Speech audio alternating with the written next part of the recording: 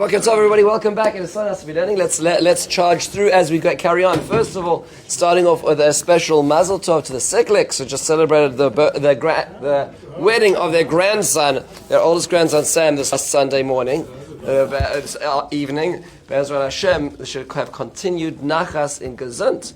And just now, this last week, Tina and Yaakov Shalev celebrated the Afruf of their grandson. When's the wedding? Monday, Be'ezrat Hashem, Masacha. Wow, it's a very special week.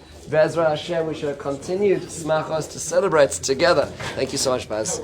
Okay, let's learn a little bit of Torah together. So here we go. We're going to be learning today the 20th and the 21st chapter in Sefer Yehoshua, and these chapters have to go together for the simple reason is that they are clearly the same topic.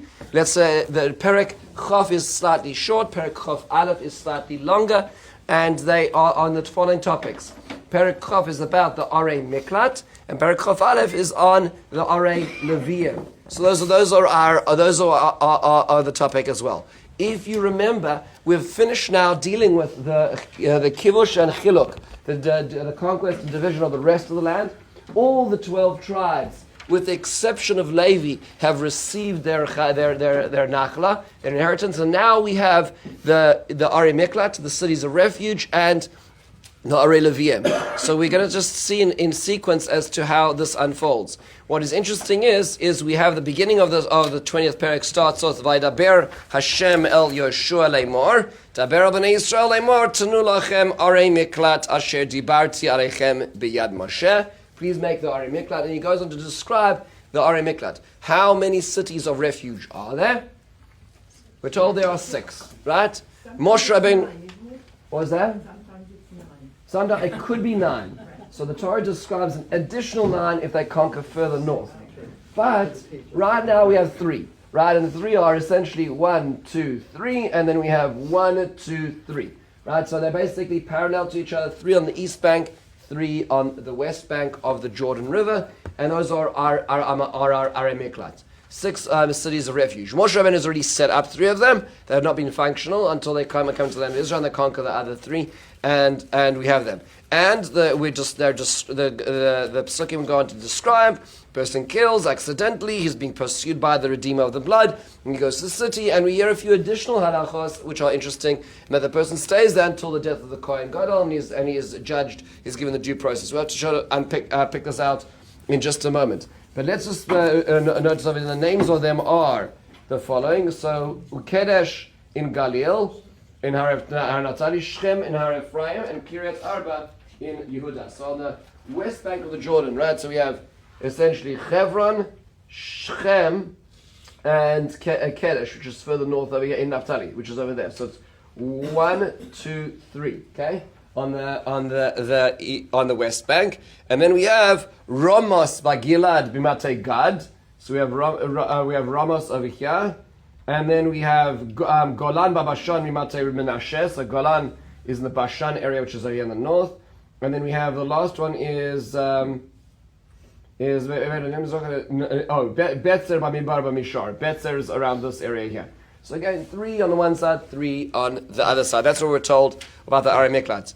Then the Nach tells us that there's one tribe that's been left out, and that's the tribe of the Leviim. They didn't get anything. So they come to Elazar HaKohen, and they come to Yehoshua, and they say, look, we haven't had anything as well. And again, the center is in Shiloh, so everybody's coming to Shiloh here to discuss this. And they say, you know what, you're going to get your cities and your Migrashayim, and the surrounding areas. And so if you look... hang on, we'll get to a lot of questions. A lot of questions you have to ask, you're right. But in terms of actually what happens, let's just read the overview, and then we're not going to read the summary. But the overview is from Pasuk Gimel to Hey, where it says, Vayidnu b'nei Yisrael le'aleviim minachal asam al pi Hashem esarim al elev es migrashehem. So the tribes of Israel gave to the Leviim from their areas. This is what we're told. And remember, this means to say is they already have their tribal allotments, they're giving up land, they're giving up real estate in their territory for the Levites. Vayetza goral mishpachas hakasi vayidivnei Aaron hakohen min ha'nevim mimatei Yehuda mimatei Shimoni mimatei Binyamin bagoral arim shlosh Yisrael livnei kasan asarim mishpachos mimatei Ephraim mimatei Don nechatzi mimatei Menashe bagoral arim Eser. So it just starts describing the different groups of Levim and where they get their lands. What I did is I divided it up the rest of the text. You can look through right now, but we're not going to go through it in depth, is who got where. So we hear about how the Gershon gets in Yisachar, Asher, Naphtali, and Menashe.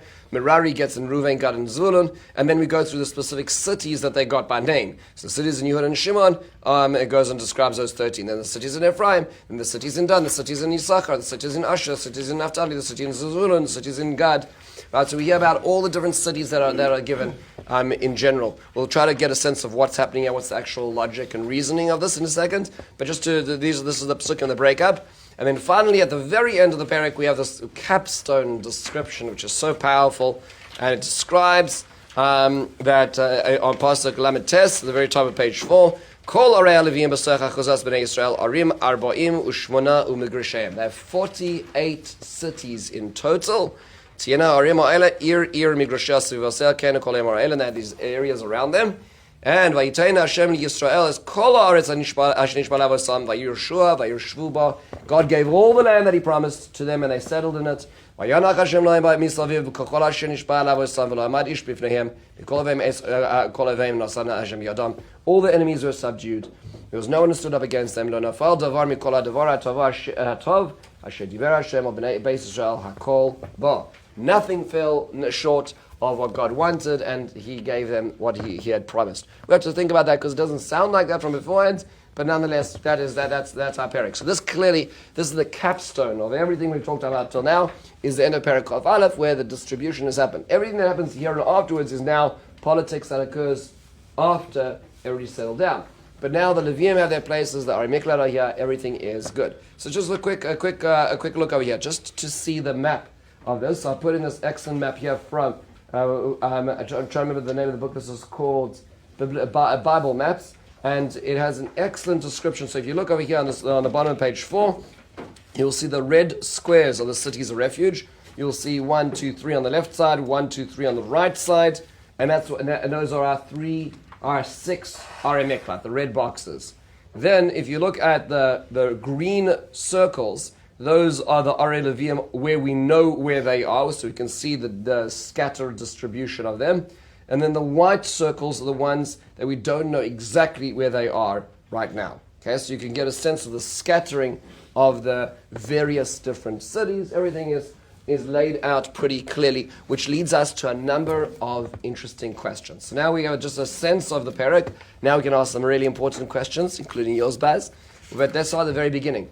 There is a phrase that introduces this section which appears nowhere else in all of Nevi'im and Ksuvim. Nowhere else in all of Nevi'im and Ksuvim. And that is, Vaydaber Hashem El Yehoshua Leimor. Never does it ever describe speaking to a prophet other than Moshe in such a way. Do you notice that? Usually it may be through the prophet or Vayomer or whatever else it is. There was an image, a vision, a dream, but never Vaydaber Hashem El Yehoshua, Vaydaber Hashem to any other prophet except for Yehoshua, except for this paragraph, which leads the Mefarshim to wonder what makes this so unique. Like, what's so special about this particularly? The Malbim says that this is an important bridge between Torah and Nach, this particular section. Why, he says? Look at the source 1. Lo nimtza b'divrei hanavim she'achar Moshe Rabbeinu lashon lo shaveh daber Hashem el navi ploni leimor chutz mipo. This is the only section. Why? Uberu chazal ibnei shehein shel Torah. Because the topic over here is actually to be found in the Torah. The Ari Miklat distribution is specifically talked about in Parshas Masai, in Devarim, in a number of places. Rotzel Omar ki dibur v'amira ba'im etzel nevuah hainu Torah shebichsav shebal peh. There was nothing which was given to a prophet on the same level as Torah except for this section. Why? Because it was a continuation of the Torah itself. Meaning, everything else over there was additional information. It was not Torah's Moshe. It was not the 5 books of Moses, except for this section. What was that? No, that was the fulfillment of them. That was not a communication of it. Meaning, said like this: the Torah says, "Put the curses on Har Rival and Har Grizim," and they did that, right? So we have Psukim where it describes how the nation of Israel listened to that command in Devarim and did it. Here we have Hashem saying to Yehoshua, "It's been a number of years. I want to remind you of something I told Moses, which hasn't been done." Right? I'm going to go back to the Torah itself, and in fact, the Malbim is going to go on to say that there's a few additional we'll call wrinkles in halacha, which are only brought here, which are only described here. So this is a continuation of that. So we see this sort of a continuation, which, by the way, just is methodologically is very fascinating because we see Yehoshua as that bridge character, right? Moshe Rabbeinu was given the book of Moses. He did not interpret. Moshe Rabbeinu is not there sitting saying, "I think this is what God meant." He was saying exactly what God said. Yehoshua and the later Nevi'im have to now interpret what Moses said, right? And they have a little bit of prophecy, but they have to also use their seichel to understand what was going on, to transmit those ideas. In this particular way, here he's receiving at the same time. He's sort of like connected somewhat to one foot in the pond of yesteryear, which is fascinating. I will just make an interesting point, and this is something I saw on the way, which is that the Ishbitzer Rebbe, the Me'ah Shiloach, in his commentary on Nach, makes the observation that Moshe Rabbeinu took a little bit away from Yehoshua. And that is that Moshe Rabbeinu made the 3 Arei Miklat on the east bank, which really was Yeshua's job, right? Because the Arei Miklat really only works afterwards, right? Only after the distribution. So in a certain sense, Yehoshua gets a little bit of Moshe, right? Meaning there's a little bit of a push and pull here. Moshe Rabbeinu took his job, and Yehoshua is taking his job in the way it's even described to him. I don't know if that's exactly the mechanics of it, but that it's something worthwhile thinking about. There is a little bit of a trade over here as well. Now the question is, why only now? Right? So that's Baz's point. Why now? Why the Arei Miklat only now? Why the Arei Levim only now? And so the answer to that is the Torah says so. And that's what all the Mefarshim say, is because the Torah says it very specifically in Devarim Perek Yotes, Ki yachris Hashem lakecha sagoyim asher lakecha nasenecha es artzam v'yishtav yashavta ba'arihem shalosh shorim tavdil lach b'sech artzacha. So it says when Hashem cuddles the enemies, that's when you're going to divide the Arei Miklat. Now, nobody explains. I went through all the Mefarshim on the Torah, went through all the Mefarshim over here. Nobody explains the logic of that. Which means to say is that we should be sufficiently happy with knowing that as well the Torah says it. To me, in a certain sense, I just would say, in terms of societal development, it seems that the Arei Miklat is not about distribution, but how you run society. Right? Meaning to say, how do you have a functional society? I remember when Lahavdil, David Ben Gurion says, I look forward to the first Jewish thief. Right? What I mean to say is that I'm looking forward to our society operating like a society. Now, what that means is that when does society operate? Is things happen. People fall off ladders. Accidents fly off. There's accidental things that happen all the time. This is society operating. So you can only set up in a functional society once you have everybody in their places. I think that's a little bit of the transition here, which leads you to the question about what about the Arei Levim then? But they didn't get their thing. So whenever you see the Torah describing the distribution to the Levium, it's always in context of the Arei Miklat. It's always right next to it, which is why these two parakim are proximate to each other. And it seems to be that because the reason is that the Arei Levium also act as Arei Miklat, which we'll see in a second. So they're actually part of the functioning of society more than the distribution of the land, which we'll get to in just a few seconds. So let's just talk about one staring, glaring problem, and that is that how many tribes do we have on the east bank of the Jordan? 2.5. How many tribes do we have on the west bank? No. Right? So that's a little bad ratio, right? So meaning to say you have 3 Arei Miklat for the east bank and 3 Arei Miklat for the west bank, which means that the ratio of Arei Miklat is very, very unbalanced in terms of the Arei Miklat, which was the Gemara asked, the Gemara in Makos Taf Yud Amud Aleph. This is the topic of the entire second perek of Makos is Arei Miklat. So the Gemara says, wait a second, so let's look at this. It says, Be'ever to the Yarden Tlas, Be'eretz Yisrael Tlas. There's 3 on both sides. Why 3 on both sides? Amar Abaya Begilad Shrichi Roetzchem. Because there are a lot more murderers in Gilad. Where's Gilad? Gilad is this area here. This is called Gilad over here. Okay? It does relate a little bit, and it's interesting to think about earlier on in Parashas Vayetze, when Yaakov Avinu and Lava make this deal, and they set up a pillar, which is probably around here in the north, which is called Gal Eid, which literally means a mound, which is a testament, right? That they're not going to fight each other. That's over there, and I think the land area becomes called Gilad as a function of that afterwards. But nonetheless, I'm sure, and that's why we have Jewish names today, Gilad, right? That's all comes from this. But it's the area of land here on these banks, because there's lots of murderers in Gilad.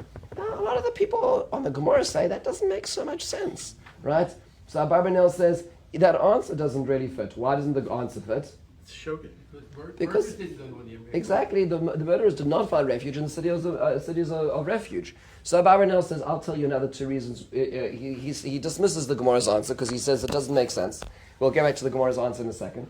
But Abarbanel says, I'll tell you two reasons which are very simple. Is number one, is that Are Levium, the cities of the Levium, also acted as cities of refuge. And if you want to look at the Are Levium, if you go back to our map on the previous page, you'll notice the distribution is pretty much actually commensurate to the tribal distributions, right? So each tribe has around 3 cities of Levium, which means to say there are far fewer total absorption centers on the east bank than there are on the west bank. So Abarbanel says, yes, you may be true about the Are Miklat per se, but the Are Levium, they are much more evenly distributed tribally. Okay, that's one thing. The other point that Abarbanel makes is maybe it's also about land space, not about the amount of tribes. Look how big this land is, right? It's a very serious amount of land from north to south on the east bank of the Jordan, and our map doesn't even give us space to go further east, right? So comparing the land space on either side, it's pretty much the same. When a person needs to drive, God forbid, to an Ir Miklat, it doesn't make a difference which tribe you're from. It matters about how close it is. So therefore it needs to be distributed equally. And that's what Abarbanel suggests. Right? These are very obvious answers that Abarbanel is trying to address the same question. Let's come back to the Gemara. The Gemara knew this, right? So why does the Gemara say that the Gilad Shechechi Roitzke? So the Shemishmol Rav, the Sarkochov Rebbe, makes a very fascinating observation which speaks to a lot of the topic of Ir Miklat in general. And that is that if you have a society where murder is not being taken care of so well, right? The forces doing the policing, they've got a new mayor-elect on, the east side of the Jordan, right? That doesn't really care so much. Make lots of tweets about not killing people, but he's very happy with that, right? So imagine that's happening on the East Bank. Then what happens is when do mistakes happen? Mistakes happen when you don't care about something so much. So if you have a society which is drenched in blood, a society which is no longer so caring about murder, care of life, quality of life, then you're going to have more accidents which happen as well. As an example I always give is that nobody by mistake, when you're crossing an LIRR, nobody by mistake just veers off and touches the third rail. It's like, I didn't notice it, and those, famous last words, right? So the reason is because the stakes are just too high, right, to make mistakes in those contexts. Forgetting to bring your earmuffs when you go on okay, so your ears will be cold. That's a mistake. You forget things like that. You don't forget things when the stakes are really high. So if you have a society where the stakes are not so high about murder, then people make mistakes. I don't really care. I'm not so care. I don't go and do my axe inspection once a year like I'm supposed to the local, axe inspection, unit. It's not like, okay, and so people die. But that's the point, is that it's not talking about the intentional murders, it's talking about the collateral effect of a society which doesn't care on the unintentional murders as well, which I think is a very profound insight in general into Shogeg. The Shemishmal takes it one step further. He says, and this is really why it's so interesting, is that let's say, God forbid, you wake up on a Shabbos morning, you forget it's Shabbos, and you flick on the lights. Now that's not the following situation. Not that you happen to be at the back of the Simcha Hall on Shabbos morning and you lean backwards and the lights go off. We've all been there, right? So that is called misasek. You don't know what you're doing, right? But let's say you wake up, you think it's Sunday, you're all groggy, you flip on the lights. Oh boy. You knew exactly what you were doing, you just weren't thinking, right? That's called shogeg. It's a different level of a problem. If you were living at the times of the Beis Hamikdash, you would have to bring a korban chatas, which is a sin offering.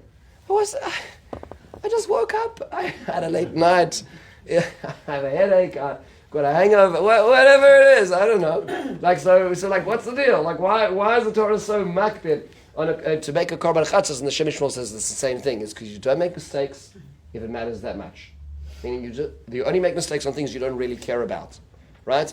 And this, by the way, is a conversation between spouses, right? It's like, how could you forget it was your son's graduation?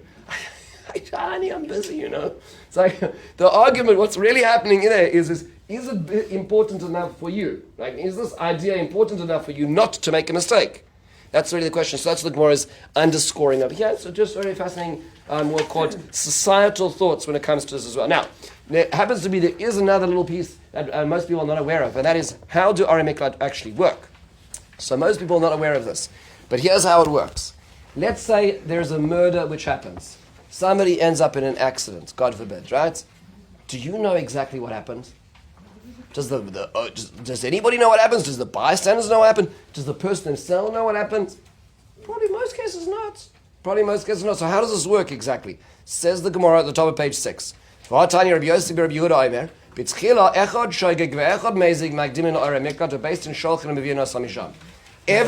any case of murder, it could have been a car crash, God forbid, right? Whatever it is, that person who is on the spine, who's behind the wheel, right, who knocked over that pedestrian, God forbid, or whatever else it may have been, or anybody goes to the Arei Miklat. That's the first place they go, because it's a place of protection, it's a place of refuge. Then the Beis Din sends them out and brings them into court for due process. Mishin is chayav misa, and if after the due process they say, we find you accountable for homicide, right, because of X, Y, Z, you're driving under the influence, whatever else it may have been. There was a terrible case in Lakewood recently. Right, terrible situation. A boy is now in jail for 6 years because he was drinking on a Friday and going 80 miles an hour on the road. That's a liability. I mean that you're considered that's responsible for that. Mishin is chayav misa, hargu. Then there'll be capital punishment. He says shenema v'shalchu yizakna erev alakhu misham v'nosnu asabiyad gola adam v'ames mishalon yischayav patru. Unless a person is considered completely acquitted, he had no culpability. He's sent out. And the person who is in the middle ground, whereas there was a degree of culpability, it was a mistake, he wasn't intentional, then that person goes back to Arei Miklat. Which means the Arei Miklat and, as a continuation, the Arei Leviim act as the first place of refuge for anybody. Then there's a due process. It makes so much sense, because how can anybody have a due process beforehand? How can you really know what happens until there's a court process? Witnesses come to the stand, there's cross-examination, and you get a sense of the judge or the panel issues a verdict as to what actually happened. Then the Arei Miklat will operate, which makes so much sense, which is why, of course, the geographical distribution needs to be sufficiently so that there are enough places for people to go if, God forbid, these types of things happen, which is really a fascinating way society operates. Most people are not aware of this. I just think it's only for unintentional. Unintentional is people return there afterwards as well. Now, it happens to be that it's very clear. There are 42 cities of Leviim, and there are 6 Arei Miklat, and they all operate as refuge for murderers. So the question is what's the difference between them? Meaning, just call them all Arei Miklat or call them all Arei Leviim. Why is it 6 and 42? And so there are 2 primary distinctions that the Gemara tells us. The one is as follows, in source 5, the Gemara tells us, there are 42 cities which operate like Arei Miklat. Omar Abai, halalu koltos ben ladas ben shaloladas, halalu lodas koltos shaloladas ena koltos. Which means, let's say a person has just been involved in an accidental murder, God forbid, and they are not so worried about their current situation of security. He's a big guy, right? He carries, right? So like this guy's not so worried.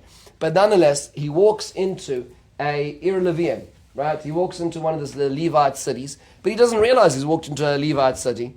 The Goel Adam, who happens to be a sharpshooter, he was a sniper in the army, right? Can take him out, and even though he is in the city of refuge, in the Ir Leviim, because he doesn't realize that he's there. It's Shaloladas. He doesn't realize he's not going there for the intent. He's going there. They've got a nice bar in the Ir Leviim, right? He's, whatever else it is, he's going for, and he doesn't realize that city does not offer protection to him. But in Arei Miklat will always, whether you know or you don't know. Now that's not the most common of differences, right?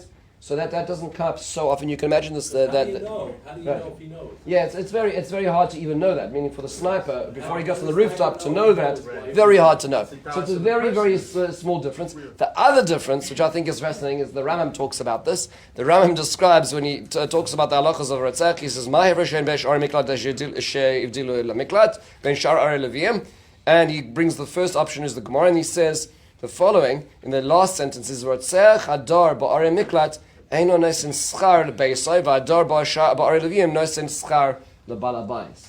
And this is a very practical reason, and that is do you pay rent? This is an interesting point. Is in an Ir Leviim, it's not your city. This is the city given to the Leviim. If you want to stay there, pay the going rates of rental. And if that means for an extended period of time, that's fine. You need to go and pay that. When it comes to the Ore Miklat was set up as public services. They were not set up as cities of Levites. They were set up as public services, which means that a person who doesn't even have the wherewithal to pay the rent, eviction means death, right? So he remains as a public service. He's allowed to remain in the Ir Miklat. Whereas when it comes to the Ore Leviim, they are allowed to charge rent because it's really primarily an of a Levite city with the additional well-called feature of being a safe haven as well. The very important difference to think about, which also speaks to the very notion of sort of the level of ownership the Levium have of their own cities. You have to think about this for a second. Because according to the way the Rambam is saying it, essentially the Levium do have a certain level of baalus, of ownership in the land of Israel. Interestingly enough, this is a matter of debate. I just wanted to read to you an interesting Mishnah, which I just came across literally this morning. But I think it's really, really fascinating when it relates to this. You know, there's a process called vidui maaser, which is done every 3 years, where a person essentially, it's like sort of clearing out their taxes, all their back taxes. I paid everything I should have in the right ways I should have, and I'd paid everybody up, right? So there becomes a question, is everybody supposed to do tzugazim? And there's a template format, which is in Parshas Kisava of what to say. Right? There's a whole template that's supposed to be said. So in that template, there at the end of it it says the following phrase: God looked down after I've done all this, looked down from the heavens, see the nation of Israel. There's a damar and the land which you gave to us, and you should bless us. Okay, that's the end of the statement. Very beautiful. So the question becomes in the Mishnah is: do Levium say the statement? Why would there be a question if Levium say the statement? Because they say, Al Adama Shenosata Lanu, the land you gave to us. Did God give the land to them? Which comes back to our perek. Did God give the land to them? So the Rebbe Meir Omer, Af loy kohanim v'Leviim shlo notnu chelik be'aretz. They did not really have ownership over their lands, right? In a certain sense, they were given way stations, but this wasn't really their lands. Rabbi Yossi Omer yesh lahem imigrash. They may not have ownership in the cities, but they do have ownership in the land surrounding the city, which is called the migrash. So this itself speaks to the very nature of the Levians' transient real estate relationship. It's not so simple for the Levium and the Kohanim to be to be landowners. They may have rent, but a reminder that the cities aren't really theirs. Right? It's sort of a space dedicated to them from other tribal land. This is part of we'll call living in the non-for-profit industry. Right? Is that you just you're not going to be climbing the ladder of profit growth. You're not going to be investing in real estate, and it's just the nature of being teachers, the nature of the incredible dedication to the klal is going to be without the ownership of land. It seems to be from over here as well. That was why they didn't get the land themselves. And that's why they didn't get the lands themselves, exactly. Now, quick thing. How many different groups of Levium were there? So I didn't go through the psukim, so it's not fair to do this, but it happens to be that we know from, if you remember Parshas Bamidbar and Nasai, how many groups of Levium are described there? Three, right? So what are their names? Kahas, Gershon, and Merari, right? Those are the three groups, so we know they have different roles. However, in our distribution, there are 4 groups. And the reason for that is very simple, is because there's the 4th group is called Bnei Aaron. What does that refer to? The Kohanim. So there are 4 separate groups of Levium who get cities. There are the priests, and then the 3 types of remaining Levium. If you think that's not fair, Korach thought the same thing. That was his problem, right? He was one of the Kahas people, still not, who was a Levi, not a Kohen. So he had a little bit of a problem, but we kind of saw what God thought about his request. So in the end of the day, we have these 4 different groups. Okay? How did the distribution work? So here is a table from the Dat Mikra summary of this perek, which I think is really fascinating. Is you first see there's Bnei Kahas, Bnei Gershon, Bnei Merari. That's the Aleph, Beis, and Gimel. In the Bnei Kahas, there's a distribution. It's split between the Bnei Kohen, Aaron, HaKohen, and Bnei Knas and Nosarim. The remaining Bnei Kahas are the Levium of Kahas, and you'll see how the distribution works. So there's 9 and 4, which is 13 cities go to the Kohanim. Then the remainder, there's 4, 4, and 2 of the Levium and Kahas, which is 10. Then for Bnei Gershon, there is 2, 4, 4, and 3, which is 13. And for Bnei Merari is 4, 4, 4, which is 12. So pretty much equally distributed, around 12, 13 per each of these groups of the Levium. How did it actually work? So the Malbim goes through a very specific observation. I think it's so profound in the way he looks at the distribution, because I didn't pay attention to this when I was reading the perek myself. And that he says the following. He says the following. Look at the top of page 8. I just want to read this section with you because I think it's really a profound observation as it gives us the perspective of this whole perek. He has a section, the second paragraph says, Kain b'nei Aaron, so the actual Kohanim, Shayu kravim el mishkan b'mikdash, v'chein nofal gorelam b'chelek Yehuda v'Shimon u'Binyamin, she'ar saviv l'mikdash. So you'll notice that the Kohanim live in 3 territories.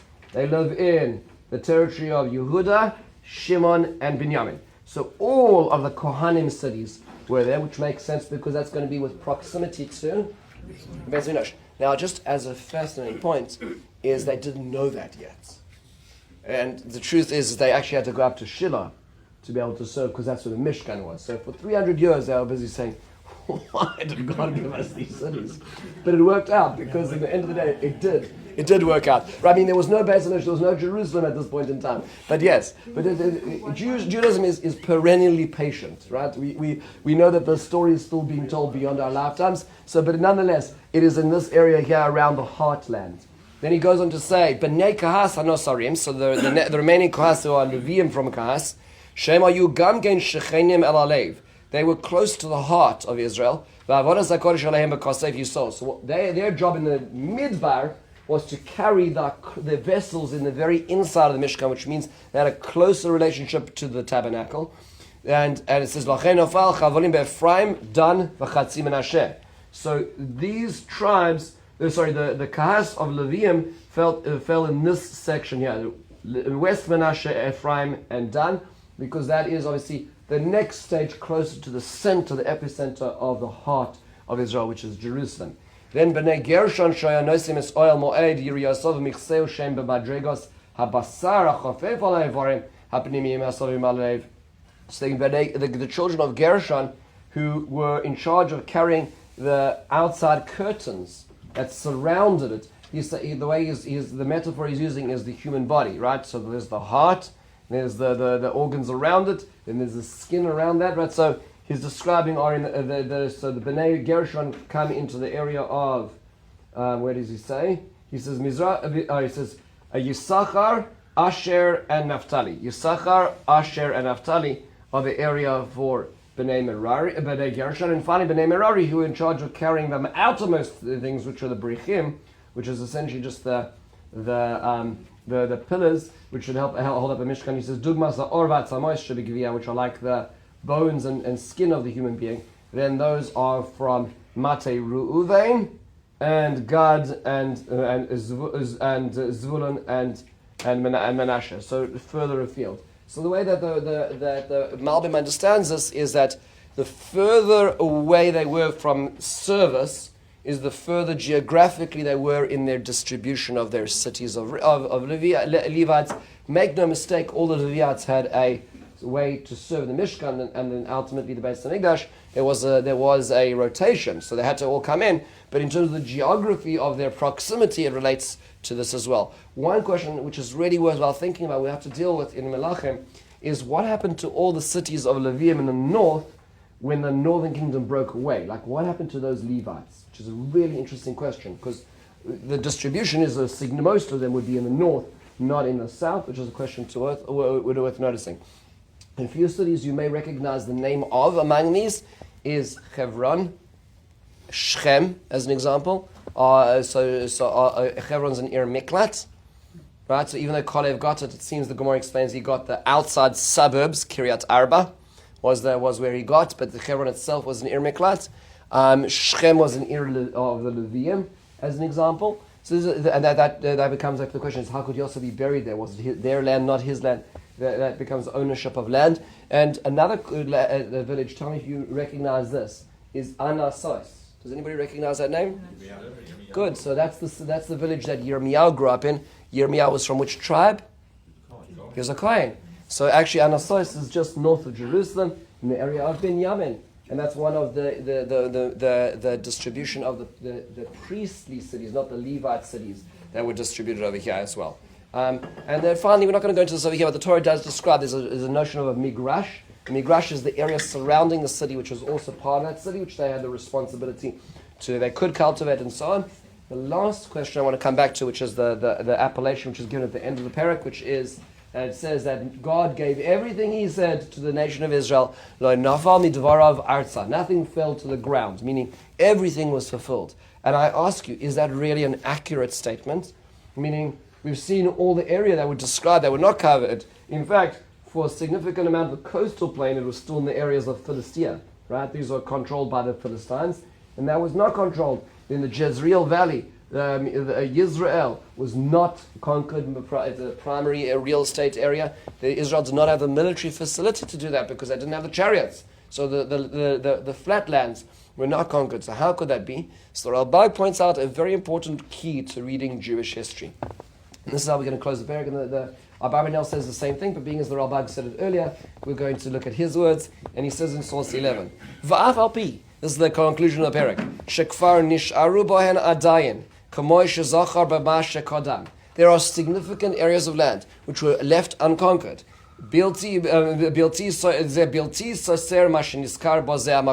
It does not contradict what has just been said about this beautiful description about God giving all the land to them without exception.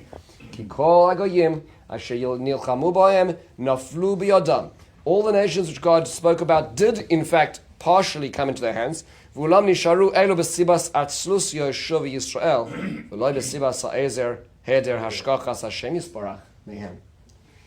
there were areas that were not fully conquered, as Tanakh tells us in the previous prakim.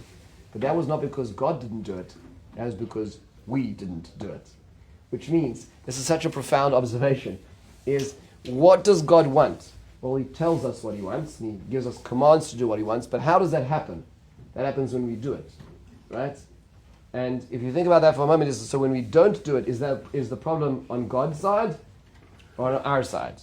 And that's a really important observation. I always remember the words of Jonathan Sachs.